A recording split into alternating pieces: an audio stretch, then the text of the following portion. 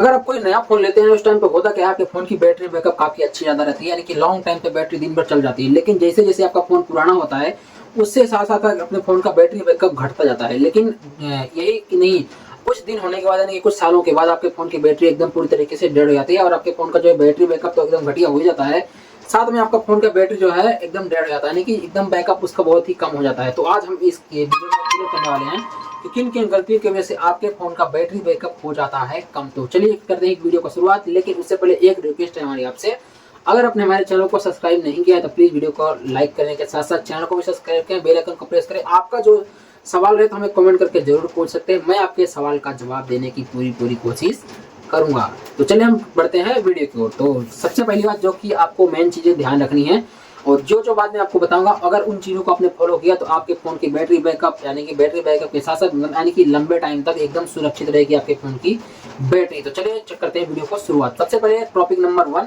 आपकी कंपनी में जो चार्ज दिया है उससे ही चार्ज करना है। लेकिन यहाँ पे कंडीशन दूसरा एक और अप्लाई होता है कि जैसे बहुत सारी कंपनियां ऐसी रहती हैं आपके फोन में लॉन्ग चार्जर देते हैं, यानी कि बहुत सारे वाट का देते हैं, 100 वाट 120 वाट 50 वाट से अधिक का अगर चार्जर रहता है तो फोन इसमें फास्ट चार्जर में आता है। लेकिन आपको करना क्या है, फास्ट चार्जर से अपने फोन को अगर जब जरूरत नहीं है तो उस टाइम पे चार्ज नहीं करना है, उससे अपने फोन की जो है बैटरी जो है वो लंबे टाइम के लिए सुरक्षित रहेगी। हो सके तो एकदम स्लो चार्जर से स्लो चार्ज करें अगर जरूरी नहीं है तो। यहाँ पे आपको बता दूं 30 वाट से लेकर 40 वाट तक, जो 45 वाट तक चार्जर होगा वो स्वेव है। तो अगर इतने के अंदर में आपके फोन का चार्जर है तो आप बेझिझक अपने फोन के चार्जर से ही चार्ज करें। लेकिन यहाँ पे एक बात और ध्यान रखना है, ऐसा नहीं कि आप स्लो चार्जर के चक्कर में डुप्लीकेट या फिर किसी थर्ड पार्टी या घटिया चार्जर में अपने फोन को चार्जिंग करें, ऐसा भी नहीं करना है। लेकिन आप अगर जरूरत नहीं है तो अपने स्लो चार्जर से 10 वाट से लेके 15 20 25 30 45 वाट तक एकदम चार्जर सेव है। उससे अधिक अगर रहता है तो फास्ट चार्जर में इंक्लूड होगा। हालांकि 45 वाट भी फास्ट चार्जर में ही आता है, लेकिन इतना सुरक्षित है आपके फोन की बैटरी को हार्मफुल नहीं पहुंचाता। लेकिन अगर इससे ज्यादा का है तो आपके फोन की बैटरी को जरूर हार्म करता है लॉन्ग टाइम यानी कि लंबे पीरियड के लिए।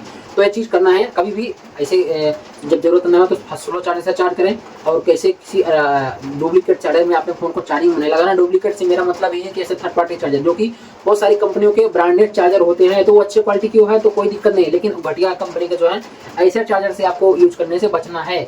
और दूसरी चीज जो कि आपको मेन ध्यान रखना है, पहली बात तो अपने फोन की बैटरी को कभी 20% से कम ना होने दें। इससे आपके फोन की बैटरी काफी लंबे टाइम के लिए अच्छी रहेगी, उसकी हेल्थ अच्छी रहेगी। और एक चीज और, कभी भी 95 या फिर 90 इससे अधिक अपने फोन को कभी भी चार्ज नहीं करना है। लॉन्ग टाइम के लिए काफी अच्छी बैटरी बैकअप के लिए ये सुरक्षा कवच के तौर पे काम करती है। कभी भी आप फोन को 100% बार बार चार्ज ना करें, उससे आपका नुकसान बैटरी बैकअप में होगा। लंबे टाइम का आपको बैटरी जो चलने में उसका दुष्परिणाम आपको देखने को धीरे धीरे मिलने लगेगा।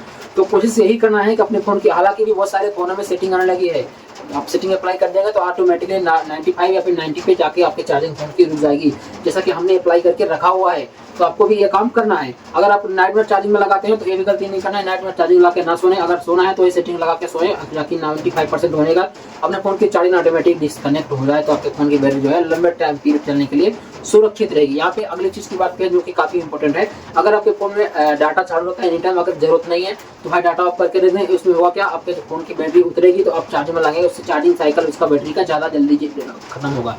तो अगर जरूरत नहीं है तो फोन का डाटा ऑफ करके रखें। और कभी भी अगर आप ऐसी जगह पे जा रहे हैं जहाँ पे आपको लगे कि मुझे यहाँ पे चार्जिंग पॉइंट नहीं मिल पाएगा तो मुझे पावर बैंक में लगाना पड़ेगा या फिर किसी ऐसे चार्जर में लगाना पड़ेगा, तो उस टाइम चार्जिंग अगर ना मिलने के समय तो मोबाइल को अगर इमरजेंसी नहीं है तो यूज करना ही बंद कर दें। अगर ऐसी जगह पे फ्लक्चुएशन हो, नेटवर्क का फ्लक्चुएशन हो, तो उस टाइम पे ध्यान रखना है कि आपकी फोन की बैटरी ज्यादा ड्रेन होगी तो अगर जरूरत नहीं तो उस टाइम पे फ्लाइट मोड पे अपने फोन को डाल दें। उससे होगा क्या, चार्जिंग साइकिल अपने फोन की कम होगी, क्योंकि अगर फोन की बैटरी ड्रेन होगी तब उसको दोबारा चार्जिंग में लगाएंगे जो कि काफी गलत हो जाएगा। तो मैंने जिन मुद्दों को आपको बताया है, ये सारे मुद्दों को आपको ध्यान में रखना है। और कभी भी ये सब अगर चीजों को आप फॉलो करते हैं तो आपके फोन की बैटरी जो है एकदम लॉन्ग टाइम तक सुरक्षित रहेगी। और ये भी ध्यान रखना है कि कभी भी अगर किसी थर्ड पार्टी का ऐसा चार्जर मिलता है तो उसमें सुरक्षा तो रहनी चाहिए, ओवरलोड प्रोटेक्शन या फिर वो ऑटो कट ऑफ होना चाहिए, क्योंकि बहुत सारे जो चार्जर होते हैं पुराने वाले उनमें ऑटो कट का ऑप्शन नहीं होता। 100 होने के बाद भी अपने फोन आपके फोन का चार्जिंग डिस्प्ले दिखा देता है, लेकिन फोन चार्जिंग करता रहता है, उससे अपने फोन की बैटरी जो है फूल जाती है। लेकिन ये भी आप और ध्यान रखना है, जो कि अगर आपके फ़ोन में फास्ट चार्जर सपोर्ट नहीं है तो अपने फ़ोन को फास्ट चार्जर से ना लगाएं, उससे आपकी बैटरी फूल सकती है, ये आपको बता रहा हूँ। और उसमें आपके लॉन्ग टाइम में दुष्परिणाम देखने को मिल सकते हैं। तो मैंने जो ट्रिक बताई है, जिन चीज़ों को बताया है, उस चीज़ों को आप अगर अवॉइड करते हैं तो आपके फ़ोन की बैटरी कम से कम 4 से 5 साल तक एकदम मक्खन की तरह चलेगी, अगर आप इन सब चीज़ों को फॉलो करते हैं तो। अगर आप कुछ से छूट गया है मुझसे तो प्लीज़ वीडियो के नीचे कमेंट करके पूछना। बाकी मैं मेरी तरफ से अगली video, thank you so much and good bye.